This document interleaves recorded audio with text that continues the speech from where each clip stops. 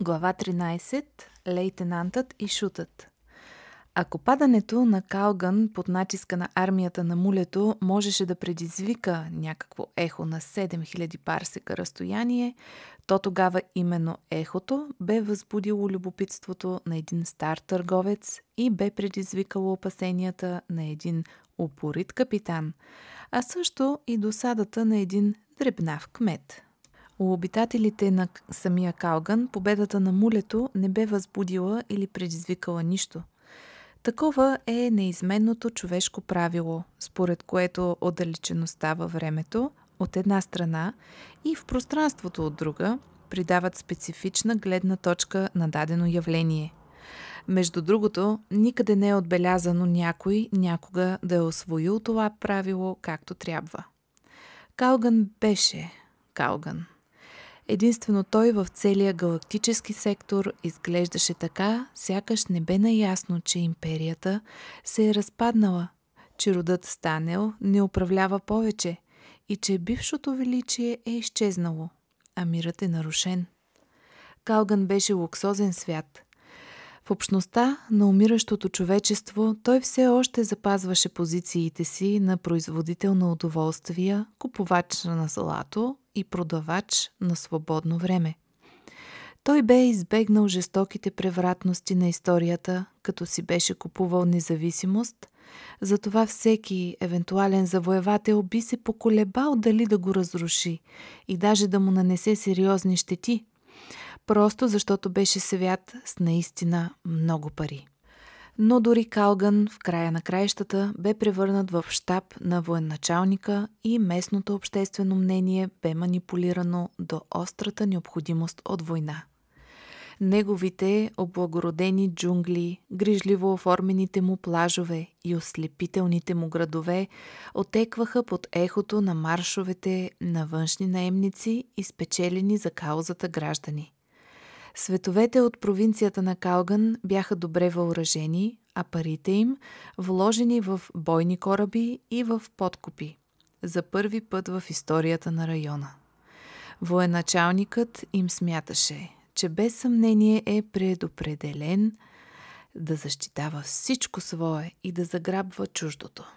Той беше най-великият в галактиката строител на нова империя и основател на династия. Да, но един непознат със смешен прякор влезе в Калган, армията на военачалника и неговата напъпила империя, при това без нито едно сражение. Тъй, че Калган си беше както преди, а униформените му доскоро граждани бързаха да се върнат към стария си живот.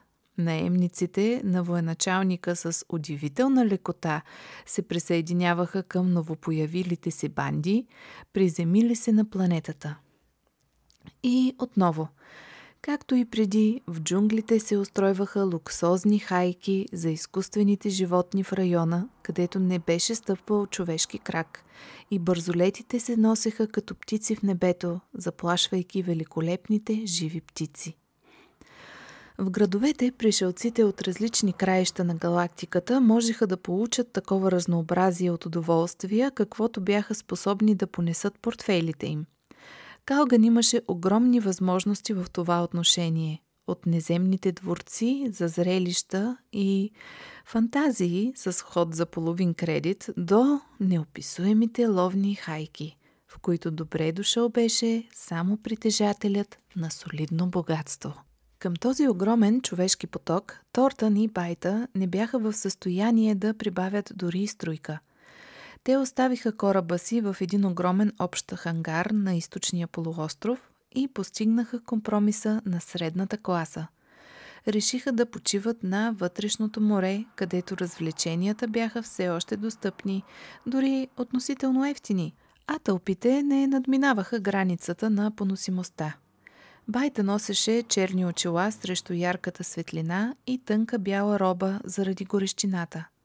Двете й ръце, загорели до златисто, прегърнаха коленете й и тя прокара отсъстващия си поглед по легналия Торън, чието тяло блестеше под сияйното бяло слънце. «Не прекалявай», напомни му тя, но Торън произхождаше от умираща червена звезда и въпреки и 3 години прекарани във фондацията, за него слънчевата светлина беше лукс. Ето защо от 4 дни предварително обработената му срещу изгаряне кожа не беше чувствала върху себе си друга дреха, освен плувките. Байта се изтегна на пясъка и се сгуши плътно до него. Заговореха шепнешком. Гласът на Торън беше мрачен и това се отразяваше на отпуснатото му лице. Признавам, че стигнахме до задънена улица. Ето, ние сме тук, но къде е той? Кой е? Този обезумял свят не казва нищо за него. Сякаш не съществува. Съществува, отвърна Байта, почти без да движи устните си. Просто е хитър, това е всичко. Чичо ти е прав, че той е човек, когото бихме могли да използваме, ако въобще ни е останало време. Малка пауза, после Торън прошепна. Знаеш ли какво се случи, Байт? Дълго време аз просто бях изпаднал в някакъв слънчев унес, а нещата сами не се набиват в очите. Гласът му съвсем затихна, после пак се усили. Спомни си за това, което ни говореше доктор Ейман в колежа.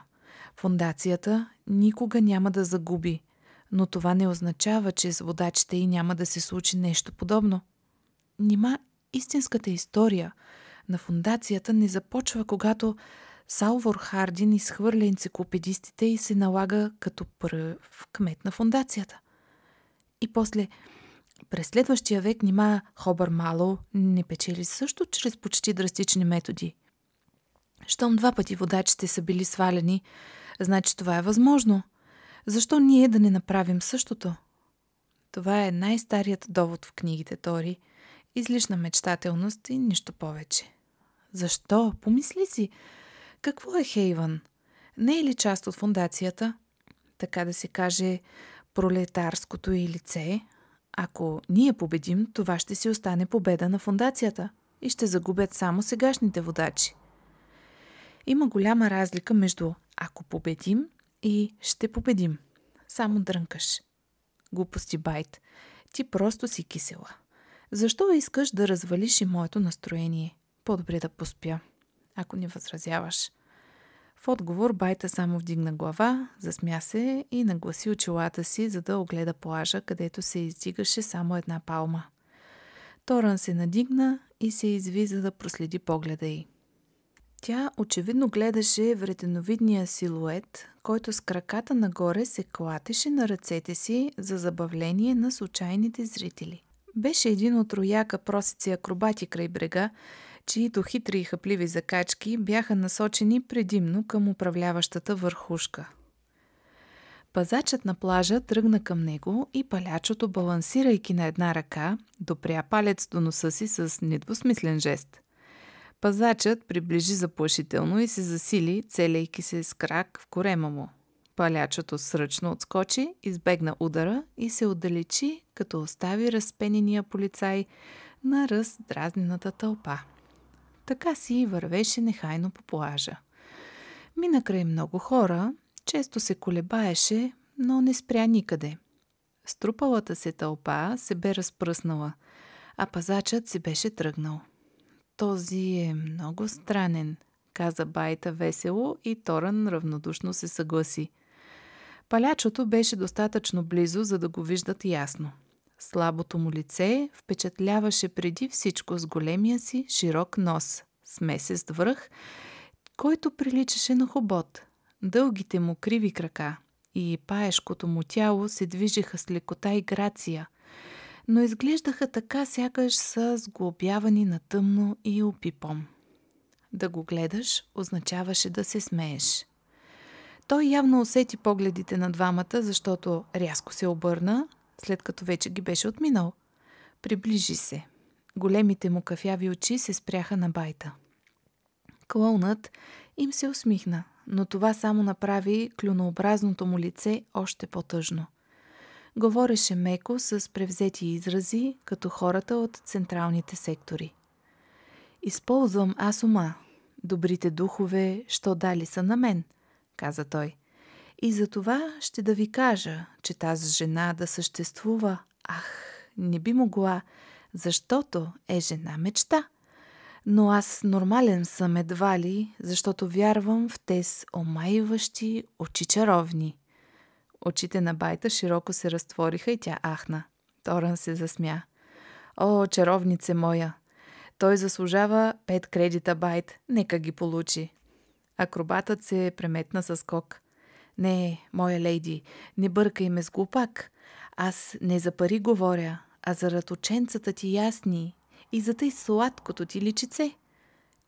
Благодаря, каза Торън. Ей, Бого, мислиш ли, че този е наред?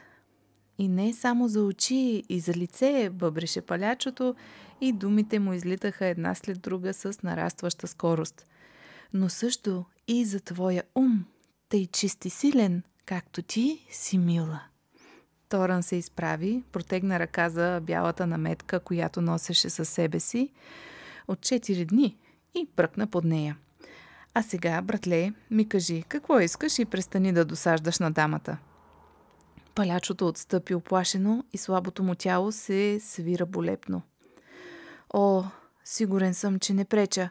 Аз чужденец съм тук и вече казах, че ползвам пусти остроумия, но ако умея да чета човешките лица, освен красотата, тази жена има и добро сърце и може би това ще ми помогне в моето затруднение, заради което аз говоря толкова дръзко.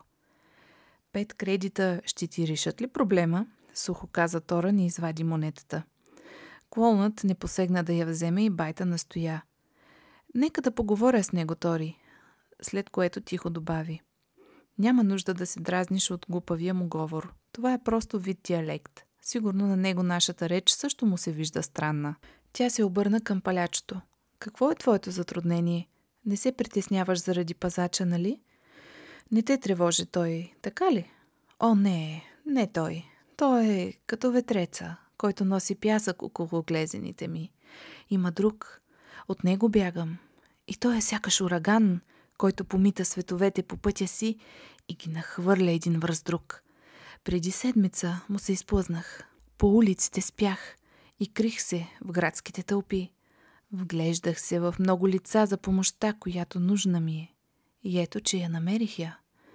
Последното изречение той повтори с мек, тревожен глас и неспокойни очи. И ето, че намерих я. Слушай, трезво каза байта, бих искала да ти помогна, но не мога да те защитя от буря, която помита светове. Ще бъда съвсем искрена аз. Един мощен глас я прекъсна. А сега ти, мръсен мошенико! Това беше пазачът на плажа с огнено-червено лице и зинала уста. Приближаваше се тичешком, вдигнал маломощния си зашеметяващ пистолет. Дръжте го, вие двамата! Не го оставяйте да избяга! Тежката му ръка се стовари върху слабото рамо на палячото и той схленчи. Какво се е случило? Попита Торън. Какво се е случило ли? Какво ли? Сега, така е добре. Пазачът бръкна в чантичката, окачена на колана му и извади пурпурно-червена носна кърпа, с която избърса голия си врат. После сухота занарежда. Ще ти обясня какво се е случило. Той е избягал. Това го знае целият Калган и сигурно щях да го позная още преди малко, ако не беше с краката нагоре и главата надолу. Той разтърси жертвата си. Байта каза с усмивка. И откъде е избягал? Пазачът повиши глас. Събираше се тълпа, любопитна и бъбрива. Пропорционално на нарастването на публиката, пазачът ставаше все по-значителен и в собствените си очи. Откъде е избягал ли? Попита той със сарказъм. Да сте чували за мулето? Настъпи пълна тишина и байта почувства как в стомаха и изведнъж се сви огромна ледена топка. Палячото гледаше само нея. Той още трепереше в яката хватка на пазача. Мулето, който, продължи тежко пазачът, който искаше да се смее на този дриплю. Само че дворцовият му шут избягал. Той раздруса пленника си. Признаваш ли, шуте? Вместо да отговори, клоунът само побеля от страх. Байта беззвучно изсъска право в ухото на Торън и той се приближи до пазача с приятелска усмивка. А сега, мой човек, защо не си махнеш за малко ръката от рамото му? Този веселяк, когото държиш, танцуваше за нас. И още не си е заслужил парите. Тук ли? В гласа на пазача се появи внезапна загриженост. Да, но е обявена награда за... Ще я получиш, ако докажеш, че това е търсеният човек. А сега се дръпни, пречиш на клиентите и туристи и това може да има сериозни последици за теб. А ти пречиш на властите и това наистина ще има сериозни последици за теб. Пазачът разтърси палячото още веднъж. Върни парите на човека. Торън бързо замахна с ръка и зашеметяващият пистолет на пазача отхвъркна на земята, като почти отнесе половината от показалеца му. Полицаят закрещя от болка и гняв. Торън силно го тласна в страни и клоунът, усетил се изведнъж свободен, се скри зад гърба му. Тълпата от последните редове, на която сега не се виждаше нищо, напрегнато следеше събитията. Хората отзад протягаха вратове и се промъкваха напред, а кръгът се движеше, защото предните искаха да се отдалечат малко от полето на действие. В един миг се чуха груби крясъци, последва кратка суетня и от само себе си се оформи проход. Двама мъже с електронни бичове влязоха в кръга. На пурпурните им блузи просветваше знакът на стреловидна мълния, разцепваща планета. След двамата вървеше черен гигант с лейтенантски нашивки. Черна беше кожата му, черна беше косата му и мрачното му изражение бе черно. Черният човек говореше с опасна кротост, която подсказваше, че и без да прибягва към крясъци, заповедите му ще бъдат изпълнени. Ти ли си човекът, който ни уведоми? Запита той. Пазачът разтриваше ръката си с гърчено от болка лице промърмори. Претендирам за наградата, ваше височество, и обявявам този човек. Ще си получиш наградата, каза лейтенантът, без дори да го погледне, и късо нареди на хората си. Хванете го.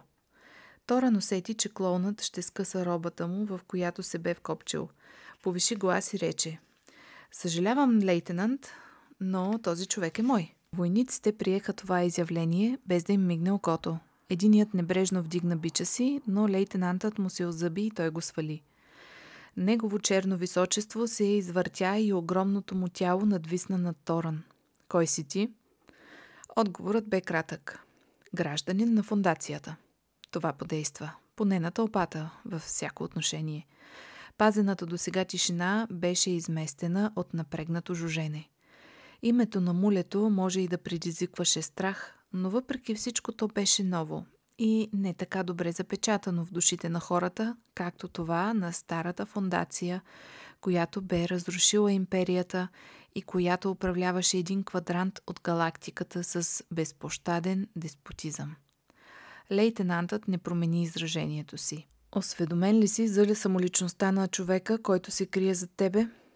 Беше ми казано, че е избягал от двора на вашия лидер, но единственото, което знам със сигурност, е, че той е мой приятел. Нуждаете се от непоколебимо доказателство за самоличността му, за да можете да го отведете. От тълпата долитаха високи възгласи, но лейтенантът не ги забелязваше. Носите ли документи, които да удостоверяват принадлежността ви към фондацията? На кораба ми са. Знаете ли, че действията ви са непозволени? Мога да ви разстрелям. Без съмнение, само че в такъв случай ще сте застреляли гражданин на фондацията и е много вероятно тялото ви да й бъде предоставено като компенсация. Това вече е правено от някои военачалници. Лейтенантът облиза устни. Казаното беше истина. Името ви? Запита той. Торън се възползва от предимството си и каза: ще отговарям на въпроси на кораба си.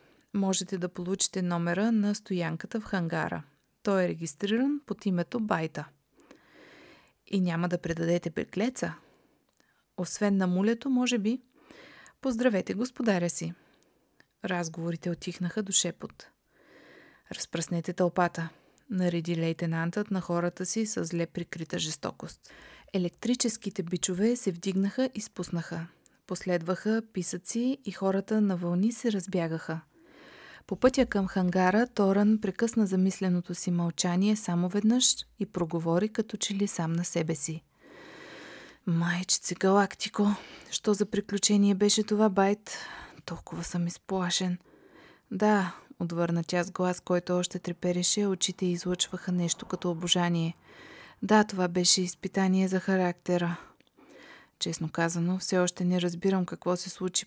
Просто размахвах зашеметяващия пистолет, който дори не съм сигурен как да използвам. Държах се дръзко и не знам защо го направих.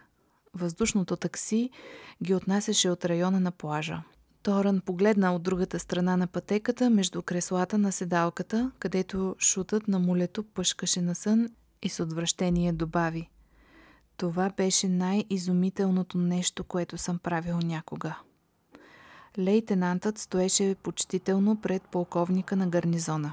Полковникът го погледна и рече: добре свършена работа. Задачата е изпълнена. Но лейтенантът не се оттегли незабавно. Мулето е загубил авторитета си пред населението, сър. Ще е необходимо да проведем наказателна акция, за да възвърнем атмосферата на респект и уважение, мрачно каза той. Тези мерки вече са взети. Лейтенантът се обърна, но спря по средата на движението си и изръмжа с негодование. Съгласен съм, сър, че заповедите са си заповеди, но да стоя пред онзи мъж с неговия зашеметяващ пистолет и да понасям високомерието му, това беше най-отвратителното нещо, което съм правил някога.